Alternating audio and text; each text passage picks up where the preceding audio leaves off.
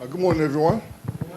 My name is Matthew J. Watson. I have the privilege of serving the Grace Bible Church of Charleston, 600 Kenora Boulevard West, just a few blocks right down the street off the Kenora Boulevard. And I was thinking this morning, I was hoping they would give y'all the wrong address and put 600 Kenora Boulevard West because the hotel is 600 Kenora Boulevard East.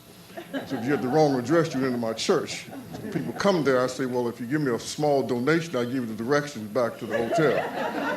That's a pretty effective fundraiser. I'm an old man. As an old man, you get to tell stories. That's what old people do. And Sister Crystal just texted me and told me to take my time.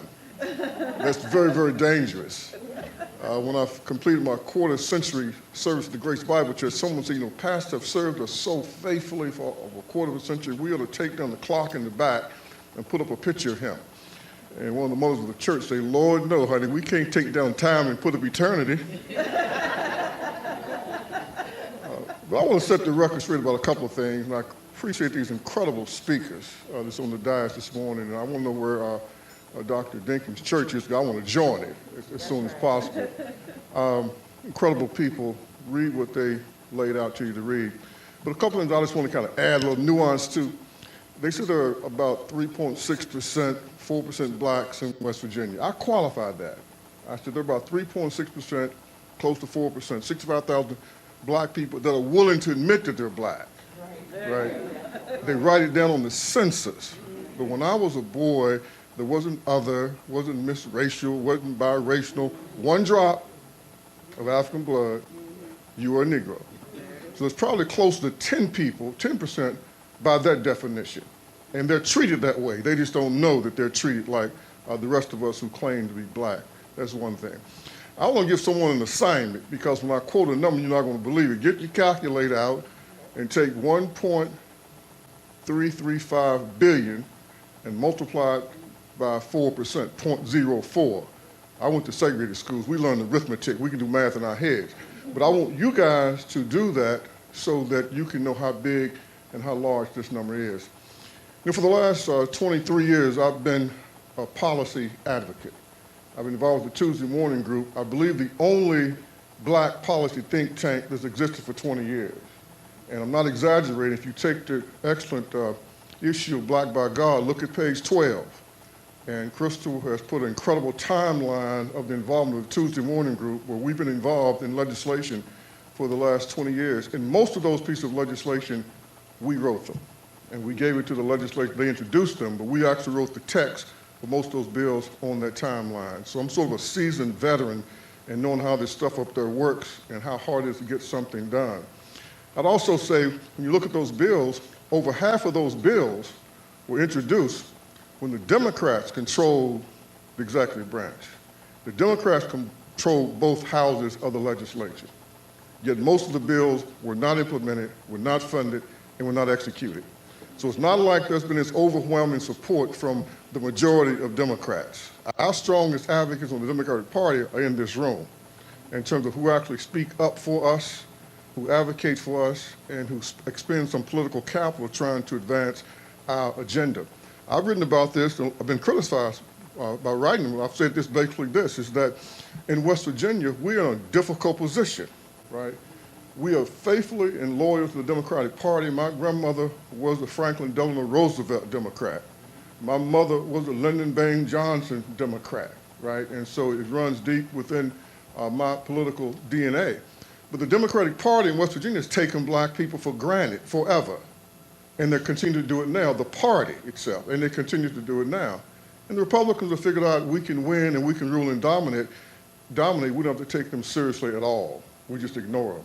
So we're in a very awkward and difficult position. So we got to be really sharp on the policy, and we got to articulate huge ideas that makes it difficult for either party to ignore. We cannot be blindly loyal to a party because there are Democrats up there.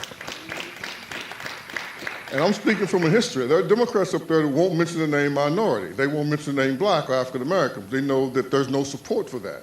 And of course, there are Republicans, minority, black, it's not even their lexicon. So we know they don't know what the word means. They're trying to excommunicate it from the educational public square. We're in a rock and a hard place, right? I'm 66 years old. I've never seen things this bad. my entire life in the state of West Virginia. And I'm getting ready to step away from this policy thing, and I'm getting ready to put on my prophetic mantle. And the only thing left for me to do is to prophesy against this system that's unjust, that's unfair, that's unreasonable, and cannot be negotiated with. It must be challenged, and it must be confronted on every issue, every single issue.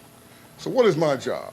My job is primarily as a visionary leader to get people to see things they would not ordinarily see, and to talk about things that everybody else is not talking about. Because when everybody's talking about the same thing, it means that something very important is not being discussed. And I gave you assignment, 1.335 billion times 4%. How much money is that? 54.2 million. 54.2 million. So Governor Jim Justice has $1.335 billion. If 4% was set aside to address this affect African-American people, be 50-some million. Why are we talking about that? Justice had $1.25 billion for the CARES Act fund and basically did what he wanted to do with it. And for the most part, both political parties were almost silent. I saw the letters that were sent. They were too nice, too complimentary, but there was no real challenge. This money does not belong to Jim Justice. It belongs to the people of the state of West Virginia. That's who the money belongs to. That's why the American Rescue Plan money came to West Virginia. Not only is the $1.335 billion that he has, the Department of Education got nearly $800 million. Kanawha County School got $82 million of that money sitting in their account. The county that you're from, the percent of students in your county of the total percent in the state, that's how much money they got from the American Rescue Plan. She gave me a couple more minutes. Crystal, she told me I had a couple more minutes, right? So here's basically what I'm trying to suggest. If you look in the newspaper, I'm not making this up, I'm a Crystal. All right, I'm gonna make sure that they realize now, I'm a truth teller now. Here's what I'm suggesting. In the paper, there's an article that the Tuesday morning group sent a letter to the governor, House Speaker, Senate President, House Minority Leader, Senate Minority Leader, basically saying, look, there's a legislative framework of legislation that's already been passed, already codified and never implemented. It could serve as a guide for the state to invest some of its CARES Act money strategically at the county level. We're suggesting that 20% of all of the money that the governor has, over close to 300 million, really should be directed to the 220 census tracts that have poverty rates 20% or higher. And then we're saying everyone who lives in a city and in a county, you need to go and talk to your city elected officials. What are they going to do with their CARES Act money? City of Charleston received about 36 million. Kanawha County Commission, 35 million. Mayor Amy Schuler Goodwin, I believe, is leading the state, transparent. She did listen to us around the city, found out what the people thought should take place, put her plan out publicly, and then put out requests for proposals for community-based organizations to apply. That's what happened. Keep your eye on the money. And I close with this. Anytime there's an unprecedented challenge, there's unprecedented opportunity. COVID stretched every institution. COVID resulted in unprecedented money. 1.25 billion CARES Act, one total of $4 billion total for the state in terms of American Rescue Plan money.